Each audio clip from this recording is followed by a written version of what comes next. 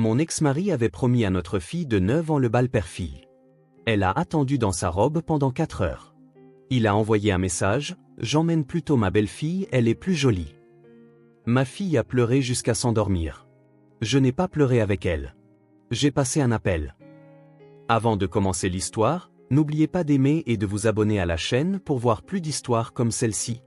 Ma fille de 9 ans est restée debout devant la fenêtre de notre salon pendant 4 heures, dans sa robe de princesse rose, à guetter des phares qui ne sont jamais venus. Quand mon ex-mari a finalement envoyé un texto, disant qu'il emmenait ma belle-fille à la place, parce qu'elle est plus jolie, je n'ai pas pleuré. Je n'ai pas crié. J'ai passé un appel téléphonique qui a tout changé. Je m'appelle Bethany et je dois vous raconter ce qui s'est passé ce samedi soir-là, car chaque parent doit savoir que, parfois, les pires moments de la vie de nos enfants deviennent les moments qui définissent qui ils sont vraiment. Imaginez ceci, une petite fille aux cheveux bruns soigneusement bouclés, des chaussures argentées qu'elle avait polies 3 fois cet après-midi-là, et une robe dont elle parlait sans arrêt depuis 2 mois. C'était ma Gracie, debout à notre fenêtre à exactement 16h30, 30 minutes avant que son père ne soit censé venir la chercher pour le bal père-fille de l'école primaire de Willowbrook. « Maman, tu vois sa voiture ?» a-t-elle crié, pressant ses petites mains si fort contre la vitre qu'elle laissait des traces de buée. J'étais dans la cuisine, l'observant depuis l'embrasure de la porte, mon téléphone serré dans ma main. Roland, mon ex-mari, avait promis. Il m'avait envoyé une confirmation par texto à peine 2 jours auparavant. Dis à Gracie que je passerai la prendre à 17h samedi. J'ai déjà acheté mon billet. C'était ces mots exacts. J'ai encore la capture d'écran. Il faut savoir que Roland n'est pas n'importe quel ex-mari. C'est le genre d'homme qui m'a quitté pour sa secrétaire de 26 ans, l'a épousée 6 mois après la finalisation de notre divorce et a immédiatement commencé à jouer au papa pour la fille qu'elle avait d'une relation précédente. C'est le genre d'homme qui conduit une Mercedes qu'il peut à peine se permettre et qui publie des photos de sa « famille recomposée parfaite » sur les réseaux sociaux, tout en manquant un week-end sur 2 avec sa fille biologique. Mais Gracie l'aimait toujours de cet amour pur et inconditionnel que les enfants de 9 ans portent à leurs parents, peu importe le nombre de fois où ils les déçoivent. Il va arriver, mon cœur, lui ai-je dit, bien que le nœud dans mon estomac racontait une autre histoire. Papa ne manquerait ça pour rien au monde. Elle s'est tournée vers moi avec ses grands yeux bruns, les yeux de Roland en fait, et a souri si brillamment que cela aurait pu alimenter tout notre immeuble. Le papa de Madison est déjà passé la prendre. Ils vont d'abord dîner dans ce restaurant italien chic du centre-ville. Tu penses que papa m'emmènera aussi dans un endroit spécial ? Je me suis approché et j'ai lissé une boucle qui avait déjà commencé à se rebeller contre la laque. Je suis sûr qu'il a prévu quelque chose. C'était à 16h35. À 17h, elle était passée de la position debout à assise sur l'accoudoir de notre canapé d'occasion, toujours en train de regarder. À 17h30, elle m'avait demandé de l'appeler 2 fois.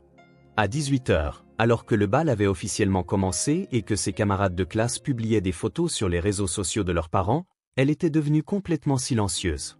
À 19h, elle était assise par terre, sa robe de tulle rose étalée autour d'elle comme un parachute dégonflé. Et c'est à ce moment-là que mon téléphone a vibré avec le message qui allait tout changer. Je l'ai lu 1 fois, puis 2, puis une 3e fois, car j'avais sûrement mal compris. Sûrement aucun père ne taperait ces mots à propos de son propre enfant. J'emmène Kendall à la place, j'ai promis à Tamara. Elle est plus jolie de toute façon et elle apprécie vraiment ce que je fais pour elle. Gracie comprendra. Elle est plus jolie. Ces 2 mots à propos d'une enfant de 9 ans, sa propre fille contre sa belle-fille, comme si les petites filles étaient des marchandises à comparer et à classer, comme si la valeur de mon bébé pouvait être mesurée à l'aune de l'apparence d'une autre enfant. La rage qui m'a envahi à ce moment-là ne ressemblait à rien de ce que j'avais jamais ressenti. Ni quand j'ai découvert l'adultère, ni quand il m'a signifié les papiers du divorce. Pas même quand il a présenté notre fille à sa nouvelle famille avant de lui dire que nous allions divorcer. C'était différent. Là, il brisait le cœur de la personne la plus innocente dans tout ce gâchis. Maman ? La voix de Gracie était petite, vaincue. Elle ne me regardait même plus, fixant simplement ses chaussures argentées. Il ne vient pas, n'est-ce pas ? À cet instant, j'avais 2 choix. Je pouvais laisser cela la détruire, laisser cela devenir l'une de ces blessures d'enfance qui ne guérissent jamais tout à fait. Ou je pouvais lui montrer que lorsque quelqu'un vous montre qui il est vraiment, vous ne vous contentez pas de l'accepter. Vous faites quelque chose. Je me suis agenouillé à côté d'elle, j'ai relevé son menton pour qu'elle me regarde, et j'ai prononcé les mots qui ont tout déclenché. Mon bébé, va chercher ton manteau. Nous allons à une fête, et ça va être bien mieux que n'importe quel bal. Ce qui s'est passé au cours des 3 heures suivantes m'a appris que parfois, la justice ne vient pas des avocats ou des tribunaux. Parfois, elle vient d'une communauté qui refuse de laisser une petite fille croire qu'elle n'est pas assez bien. Parfois, elle vient d'alliés inattendus, d'une honnêteté brutale et du genre de responsabilité publique qui change tout. Mais plus important encore, j'ai appris que lorsque quelqu'un vous dit que votre fille n'est pas assez jolie, vous ne perdez pas de temps à argumenter avec lui. Vous montrez simplement au monde entier quel genre de personne dirait une telle chose, et ensuite, vous laissez le monde s'occuper du reste. Ceci est notre histoire, et je la raconte parce que quelque part, une autre petite fille attend près d'une fenêtre quelqu'un qui ne viendra pas. Et sa mère a besoin de savoir quoi faire ensuite. La vie de mère célibataire n'était pas ce que j'avais prévu. Mais Gracie et moi avions trouvé notre rythme dans notre petit appartement de 2 chambres sur Maple Street. Chaque matinée commençait de la même manière. Son réveil sonnait à 6h30, exactement 3 minutes plus tard, elle entrait dans ma chambre à pas feutrés avec son éléphant en peluche, Monsieur Peanuts, pour me demander si nous pouvions avoir des pancakes aux pépites de chocolat. La réponse était toujours non les jours de semaine, oui le samedi, mais elle demandait quand même, juste au cas où les règles auraient changé pendant la nuit. Ce mardi matin-là, 3 jours avant le bal père-fille, elle était assise à notre petite table de cuisine, balançant ses jambes pendant qu'elle mangeait ses œufs brouillés avec trop de fromage, exactement comme elle les aimait.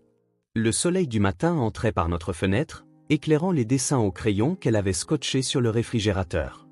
Notre famille avant le divorce, notre famille après, et une version future pleine d'espoir où tout le monde souriait. « Maman, tu penses que papa se souviendra du bal père-fille ?» a-t-elle demandé, poussant ses œufs dans son assiette. Je préparais nos déjeuners pour la journée, en faisant attention à garder une expression neutre. Il a promis, mon cœur. C'est sur son calendrier. Le père de Madison arrive de Denver en avion juste pour le bal, a-t-elle poursuivi, sa voix remplie de ce mélange d'excitation et d'inquiétude qui était devenu trop familier. Et le grand-père de Sophia l'emmène parce que son père est en mission. Il a acheté une cravate violette spéciale pour l'assortir à sa robe. Roland et moi étions divorcés depuis 2 ans. La raison officielle était des différends irréconciliables, mais la vraie raison était sa secrétaire, Tamara, qui était maintenant sa femme et la mère de sa belle-fille, Kendall. L'accord de garde lui accordait un week-end sur 2 avec Gracie. Mais au cours des 6 derniers mois, il avait annulé plus souvent qu'il n'était venu. Urgence professionnelle, disait-il toujours. Réunion importante avec des clients, recherche d'une maison avec sa nouvelle famille. Tu sais ce qu'il y a de mieux ? A dit Gracie, ses yeux s'illuminant. Ils vont jouer cette chanson de Taylor Swift que j'adore. Et il y aura un photographe professionnel. Et Madame Henderson a dit qu'il servirait ses cupcakes fantaisie de la boulangerie Bellas. Je me suis assise en face d'elle, tendant la main pour essuyer un peu d'œuf sur son menton. Ça a l'air génial, mon bébé. Kendall va au bal de sa propre école le mois prochain, a ajouté Gracie doucement. Papa l'emmène à celui-là, mais celui-ci, c'est juste pour nous. Cette phrase, juste pour nous, m'a un peu brisé le cœur. Elle désirait si désespérément quelque chose qui lui soit exclusivement réservé avec son père, un moment où elle n'aurait pas à le partager ou à rivaliser pour son attention. Mon frère Devon est passé jeudi soir, comme il le faisait souvent, avec une boîte de pâtisserie restante d'un événement qu'il avait organisé. Il possédait Devon's Delight, une entreprise de traiteurs qui avait connu un succès surprenant au cours des 3 dernières années. Il avait 38 ans, ne s'était jamais marié et s'était autoproclamé figure paternelle honoraire de Gracie dès le départ de Roland. Tonton Devon. Gracie s'est jetée sur lui depuis le canapé. Regarde ma robe. Elle a couru dans sa chambre et est revenue avec la robe que nous avions achetée ensemble le mois précédent. C'était du tulle rose tendre avec de minuscules étoiles argentées brodées sur le corsage. Une robe de princesse dans tous les sens du terme. Elle avait économisé son argent de poche pendant 3 mois pour y contribuer, ajoutant $27 en pièces de 25 cents et en billets d'$1 à l'achat. Tu seras la plus jolie fille là-bas, a dit Devon, me lançant un regard par-dessus sa tête. Après que Gracie soit allée se coucher, Devon et moi nous sommes assis dans la cuisine, partageant une bouteille de vin probablement trop chère pour un jeudi soir. Tu es sûr que Roland va venir ? A-t-il demandé, en baissant la voix. Je lui ai montré mon téléphone. Le message de Roland de la veille disait « Dis à Gracie que je passerai la prendre à 17h samedi. » J'ai acheté mon billet. Bête, tu sais que j'aime cette gamine comme si c'était la mienne, a dit Devon, la mâchoire serrée. Mais cet homme l'a déçue tellement de fois. Peut-être que tu devrais la préparer, au cas où. Je ne peux pas, ai-je admis. Tu devrais la voir, Dave. Elle s'entraîne à danser dans sa chambre. Elle lui a fait une carte avec des paillettes et tout. Elle m'a même demandé de l'aider à apprendre quelques sujets de conversation au cas où il n'aurait plus rien à se dire. Devon a secoué la tête, la colère brillant dans ses yeux. Une enfant de 9 ans ne devrait pas avoir à préparer des sujets de conversation pour son propre père. Vendredi soir, Gracie pouvait à peine dormir. Elle avait préparé tout ce dont elle avait besoin. La robe, ses chaussures argentées que nous avions trouvées en solde chez Target, le petit sac à main qu'elle m'avait emprunté et les pinces papillons spéciales pour ses cheveux. Elle avait même écrit un programme pour le samedi, réveil. Petit déjeuner, vernis à ongles, déjeuner, coiffure, maquillage, juste du gloss, nous étions d'accord. S'habiller. Maman, a-t-elle dit alors que je l'abordais. Demain va être parfait, n'est-ce pas? Je lui ai embrassé le front, respirant son parfum de shampoing à la fraise. Tu vas passer un moment incroyable, mon bébé. Avec le recul, j'aurais dû savoir. J'aurais dû la préparer. J'aurais dû avoir un plan B. Mais parfois, l'espoir est une chose dangereuse, surtout quand il vit dans le cœur d'une enfant de 9 ans qui veut juste que son papa la choisisse, ne serait-ce qu'une fois. Le samedi est arrivé comme un matin de Noël pour Gracie. Elle s'est réveillée à 6 heures, trop excitée pour dormir, et a immédiatement mis sa playlist du jour spécial, un mélange de Taylor Swift, de chansons de princesse Disney et de cette chanson de Justin Bieber qu'elle faisait semblant de ne pas aimer, mais dont elle connaissait chaque mot. À 7 heures, elle était dans la cuisine en train de mélanger des pépites de chocolat à la pâte à crêpes, car les règles du samedi s'appliquaient, et rien n'allait gâcher cette journée parfaite. « Maman, on peut se faire les ongles maintenant ?» a-t-elle demandé à 9 heures, même si son programme indiquait clairement midi. Nous avons passé 1 heure sur ses ongles. 2 couches de vernis rose appelées « chaussons de ballet », suivies de minuscules étoiles argentées sur chaque annulaire qui m'ont pris 4 essais pour être bien faites. Elle est restée parfaitement immobile, plus patiente que je ne l'avais jamais vue, soufflant doucement sur chaque ongle. La mère de Madison a posté une photo, a-t-elle dit, me montrant sa tablette. Regarde, Madison porte du violet. Tu penses que mon rose est mieux? À midi, elle m'avait déjà demandé de lui boucler les cheveux 2 fois, voulant qu'ils soient parfaits, puis décidant que les boucles étaient trop serrées, puis s'inquiétant qu'elles soient trop lâches. Nous nous sommes finalement mises d'accord sur des ondulations souples retenues en arrière par les pinces papillons, avec quelques mèches encadrant son visage. Comme une princesse, a-t-elle demandé en se regardant dans le miroir. Comme la plus belle des princesses, ai-je confirmé. À 15 heures, elle a mangé exactement 3 bouchées d'un sandwich. Trop nerveuse et excitée pour en avaler plus, elle n'arrêtait pas de regarder par la fenêtre, même si Roland ne devait pas arriver avant 2 heures. Et s'il y a des embouteillages, s'est-elle inquiétée. Et s'il se perd? Mon bébé, papa sait où nous habitons. Il sera là. À 16h30, elle était entièrement habillée, debout à la fenêtre, son petit sac argenté serré dans ses mains. Elle avait mis son gloss 3 fois, craignant qu'il ne soit parti. Il sera bientôt là, a-t-elle annoncé en sautillant sur place. Maman, prends une photo de moi en train d'attendre pour qu'on puisse montrer à papa à quel point j'étais excitée. J'ai pris la photo. Je l'ai encore. Elle rayonne d'anticipation. Ses yeux bruns brillent de joie. Son sourire est si large qu'il pourrait vous briser le cœur, sachant ce qui allait suivre. 17 heures est arrivée et passée. Les embouteillages, ai-je suggéré, bien que Roland habite à 20 minutes de là, dans son lotissement chic avec son syndic de copropriété et sa piscine communautaire. Gracie a hoché la tête avec empressement. Oui, le trafic du samedi doit être fou. Madison est déjà partie. Elle vient de m'envoyer un texto. Elles sont au restaurant.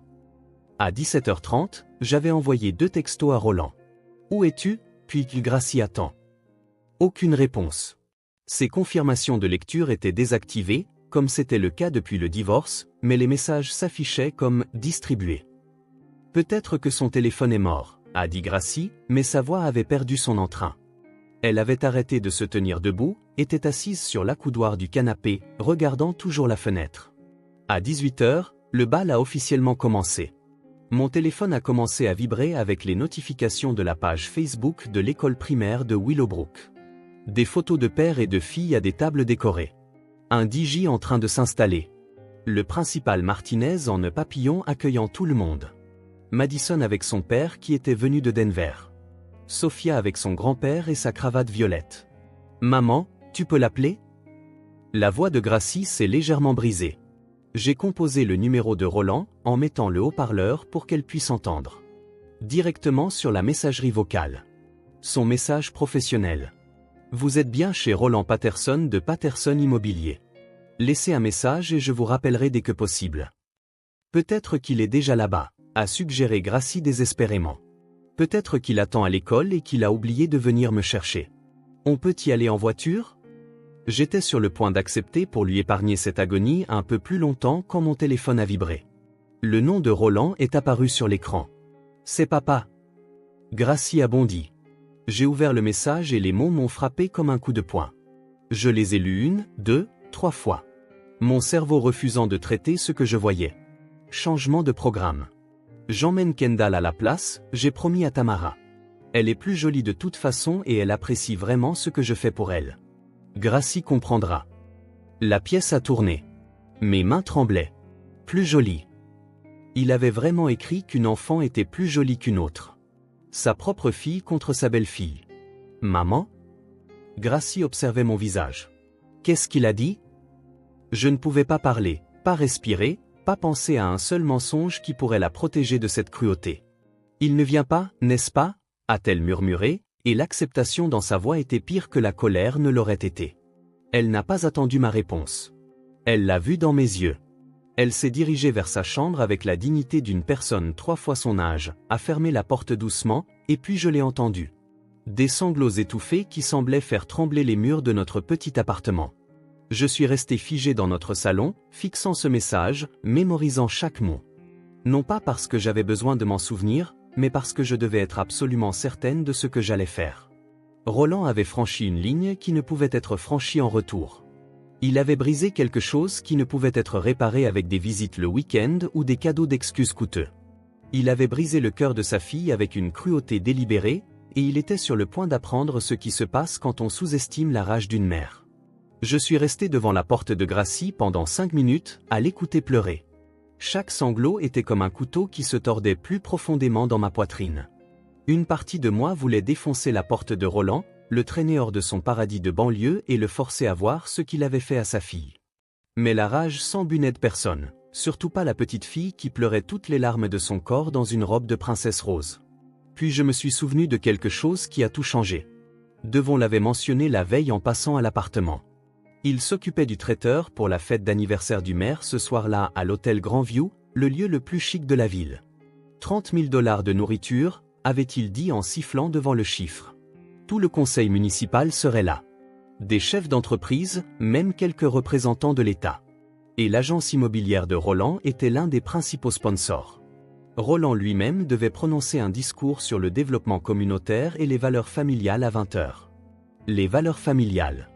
L'ironie était si épaisse que j'aurais pu m'étouffer avec. J'ai sorti mon téléphone et j'ai appelé Devon. Bête, comment se passe le bal ? Gracie doit passer le meilleur moment de sa vie. Roland n'est pas venu, ai-je dit, ma voix étrangement calme. Il a emmené sa belle-fille à la place. Il m'a envoyé un texto disant que Kendall est plus jolie et l'apprécie davantage. Le silence à l'autre bout du fil a duré si longtemps que j'ai cru que nous avions été déconnectés. Je vais le tuer, a-t-il dit doucement, et la fureur contenue dans sa voix correspondait à la mienne. Non, tu ne vas pas le faire. Nous allons faire quelque chose de mieux. Tu es à l'hôtel Grandview ce soir, n'est-ce pas ? En train de préparer la fête du maire. Oui, nous avons presque fini la préparation. Le service commence à 19h. Roland sera là. Il fait ce discours à 20h sur le développement communautaire. Bête, à quoi penses-tu ? J'ai regardé la porte de Gracie, entendant encore des reniflements occasionnels de l'intérieur.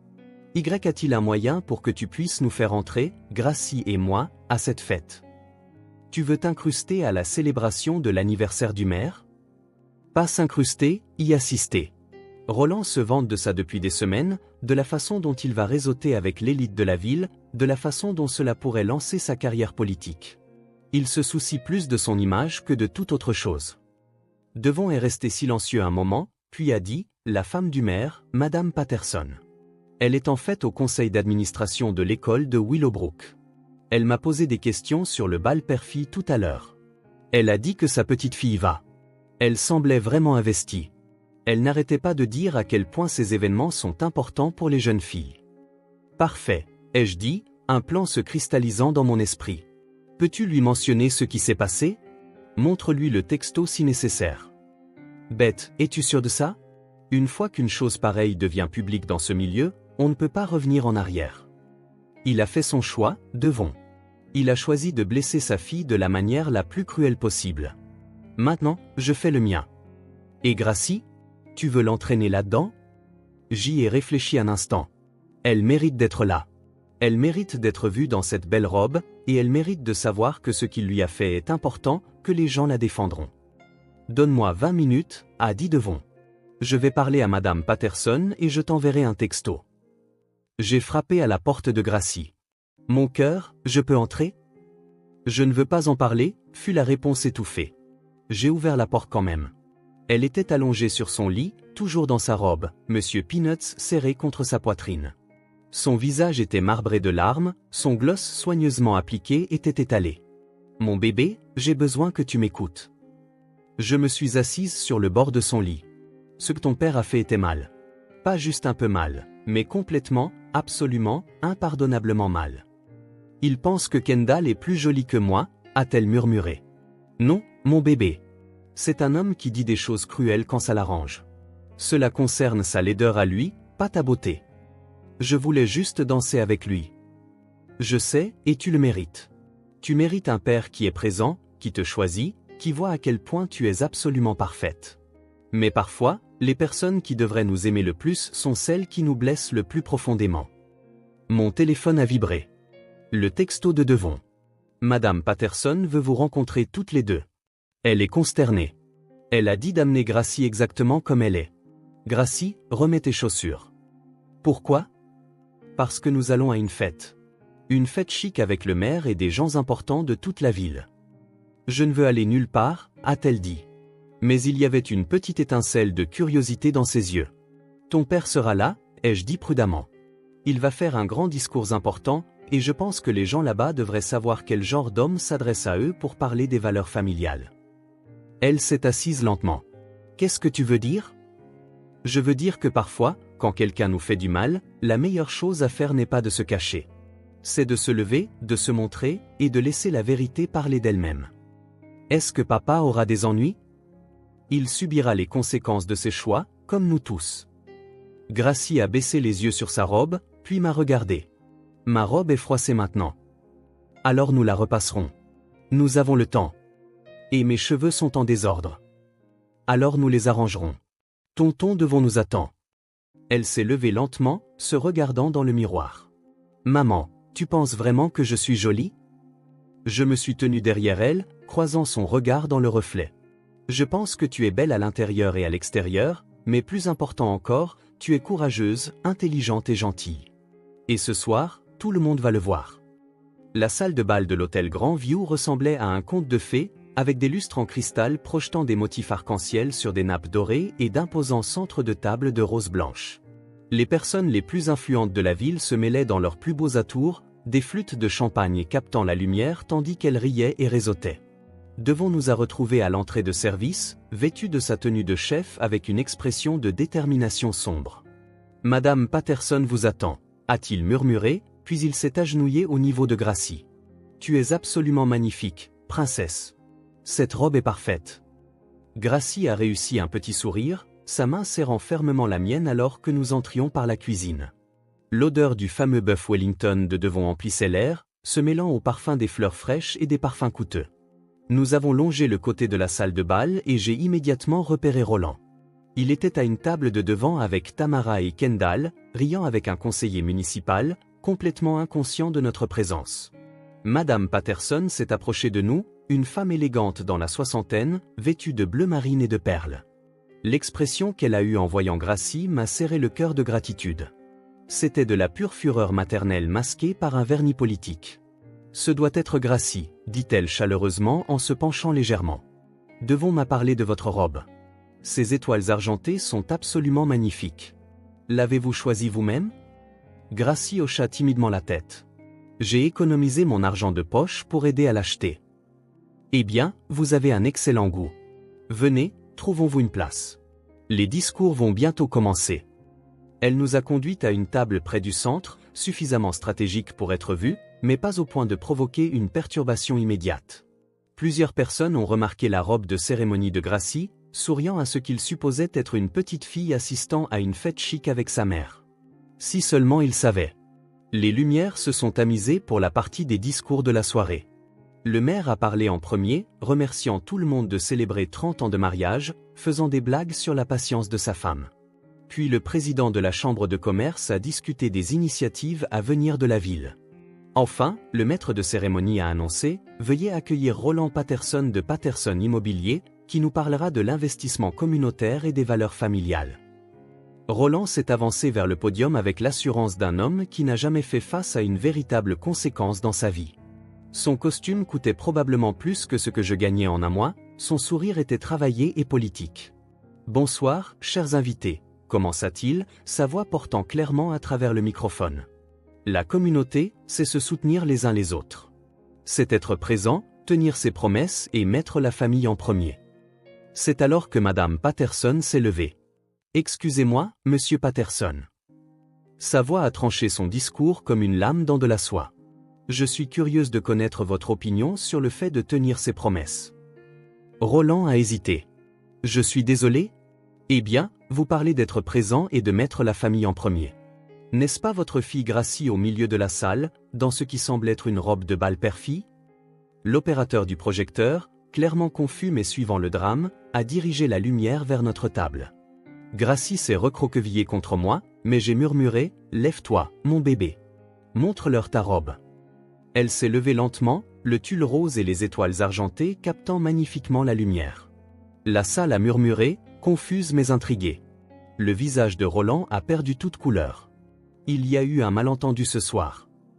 Un malentendu, a poursuivi Madame Patterson, son téléphone maintenant à la main.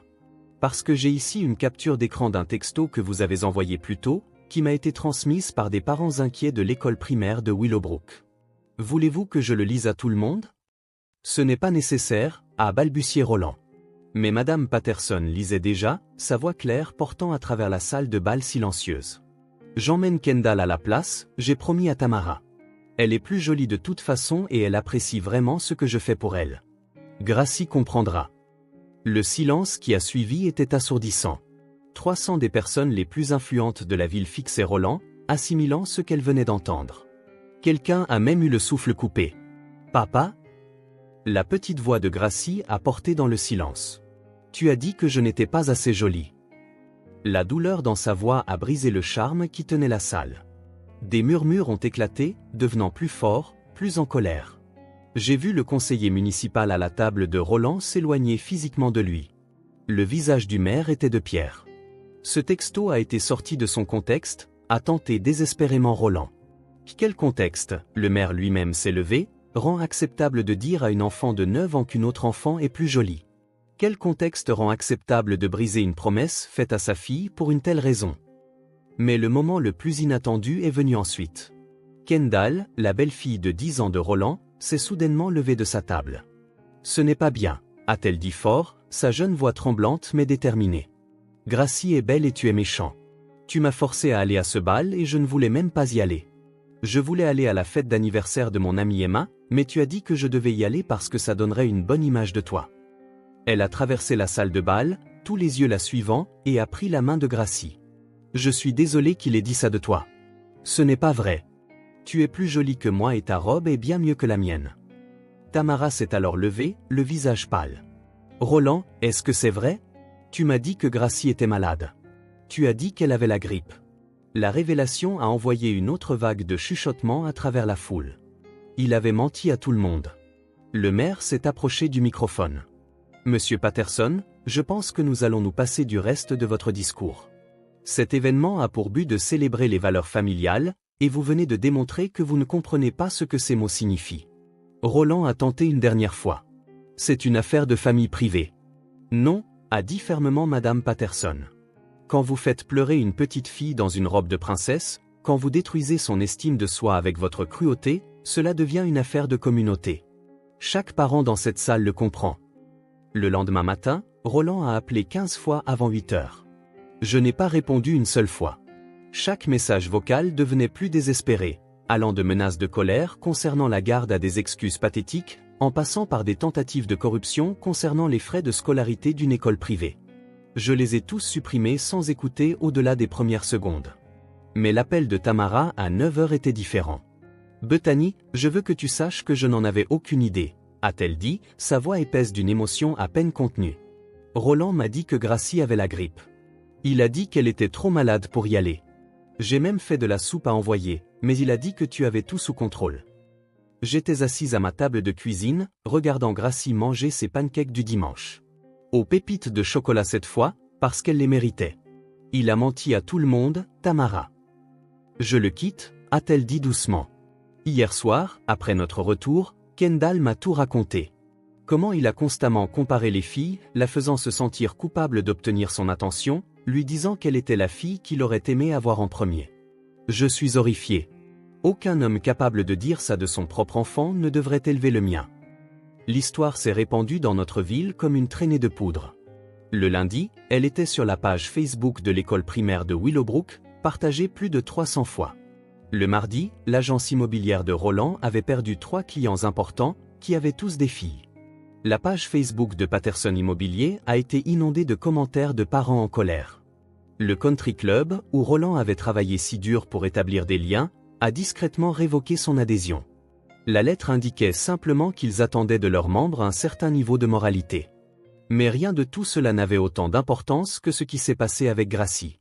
Ce dimanche après-midi, Devon s'est présenté à notre appartement, vêtu de son plus beau costume et tenant un corsage dans une boîte en plastique transparent. « Gracie, dit-il cérémonieusement, me feriez-vous l'honneur d'être ma cavalière au petit-déjeuner oncle-nièce au centre communautaire ? J'ai entendu dire qu'ils avaient une piste de danse et je me suis entraînée. » Elle le regarda avec scepticisme. « Tu ne sais pas danser, tonton Devon. »« C'est pour ça que j'ai besoin que tu m'apprennes, » a-t-il dit en ouvrant la boîte du corsage. « Mais d'abord, chaque princesse a besoin de fleurs. » Le corsage était parfait. De minuscules roses blanches avec un ruban argenté qui correspondait aux étoiles de sa robe. Elle a porté cette même robe rose au centre communautaire où Devon avait réussi à faire en sorte que le DJ joue toutes les chansons de la playlist du bal père-fille. Ils ont dansé sur du Taylor Swift en mangeant des pancakes, et Devon ne lui a marché sur les pieds que 2 fois, les 2 fois exprès pour la faire rire. « Maman, » a dit Gracie ce soir-là alors que je l'abordais. « Je suis triste que papa ait dit ces choses, mais tu sais quoi ? Kendall m'a défendu, tonton Devon a dansé avec moi et madame Patterson a dit que j'étais courageuse. Peut-être que le fait que papa ne soit pas venu m'a montré qu'il m'aime vraiment. » Je lui ai embrassé le front, m'émerveillant de sa sagesse de 9 ans. « Tu as tout à fait raison, mon bébé. » Aussi, a-t-elle ajouté, Emma de l'école a dit que sa mère avait tout vu à l'hôtel et que maintenant tout le monde sait ce que papa a fait. C'est mal ? Penses-tu que c'est mal ? Elle y a réfléchi. Non, parce que maintenant il ne peut plus prétendre être quelqu'un qu'il n'est pas. Et peut-être qu'il y réfléchira à 2 fois avant de blesser quelqu'un d'autre. 2 mois plus tard, j'ai appris par des rumeurs que le divorce de Roland et Tamara avait été finalisé. Il a essayé de se réconcilier avec Gracie, envoyant des cadeaux coûteux que nous avons donnés à des œuvres de charité et des lettres d'excuses qu'elle a lues une fois et jetées. Le juge aux affaires familiales, qui se trouvait être à la fête d'anniversaire du maire, a modifié notre accord de garde. Roland n'avait désormais que des visites supervisées, si et quand Gracie le souhaitait. Elle a eu exactement 2 visites au cours des 6 mois qui ont suivi cette nuit-là. Les 2 fois, elle est rentrée plus tôt. Le bal père-fille a toujours lieu chaque année à l'école primaire de Willowbrook. Gracie y va maintenant avec Devon, qui n'en a pas manqué un seul depuis. Il a même acheté son propre costume spécialement pour l'occasion et a appris à danser correctement grâce à des vidéos YouTube. L'année dernière, ils ont remporté le concours de danse. Cependant, je soupçonne que les juges étaient influencés par les mouvements de robot enthousiastes mais techniquement discutables de Devon. Cette robe rose est toujours accrochée dans le placard de Gracie, mais pas comme un rappel d'un chagrin d'amour. Elle a insisté pour la garder parce que, comme elle le dit, c'est la robe que je portais quand j'ai appris à quel point je suis forte. Parfois, les moments les plus douloureux de nos vies deviennent ceux qui nous définissent. Gracie a appris ce soir-là que la famille n'est pas seulement une question d'ADN. C'est une question de qui est présent quand ça compte. Elle a appris que se défendre ne consiste pas à se venger. Il s'agit de refuser d'accepter moins que ce que l'on mérite. Et elle a appris que parfois, quand quelqu'un vous montre qui il est vraiment, la meilleure réponse est simplement de laisser le monde entier le voir aussi. Quant à Roland, aux dernières nouvelles, il essayait de reconstruire sa réputation dans une autre ville à 3 heures de route. Mais Internet a la mémoire longue, et chaque fois qu'un client potentiel recherche son nom sur Google, il trouve l'histoire du père qui a choisi la superficialité plutôt que le cœur de sa fille. La vérité a une façon de suivre les gens qui essaient de lui échapper. Mais voici ce que je veux que vous reteniez de notre histoire. Lorsque quelqu'un brise le cœur de votre enfant, lorsqu'il fait en sorte que votre bébé se sente moins que digne, vous n'avez pas à l'accepter en silence. Vous n'avez pas à trouver des excuses ou à aplanir les choses. Parfois, la chose la plus puissante que vous puissiez faire est simplement de mettre en lumière la vérité et de la laisser parler d'elle-même. Chaque enfant mérite de savoir qu'il vaut la peine qu'on soit là pour lui. Chaque enfant mérite de savoir que la beauté n'est pas une question de comparaison, mais de la lumière qu'il porte en lui. Et chaque parent qui l'oublie mérite qu'on le lui rappelle, de préférence devant 300 témoins lors d'un événement officiel. Ceci est notre histoire. Si elle résonne en vous, si vous avez déjà dû assister au chagrin de votre enfant, ou si vous croyez que chaque petite fille en robe de princesse mérite mieux, alors s'il vous plaît, partagez cette vidéo, laissez un commentaire sur vos propres expériences de défense de ce qui est juste, et abonnez-vous à cette chaîne, car tout le monde a besoin de rappel que parfois, les pires moments de nos vies peuvent devenir les catalyseurs de changement les plus puissants. Rappelez-vous, vous n'êtes pas seulement assez jolie. Vous êtes plus que suffisante.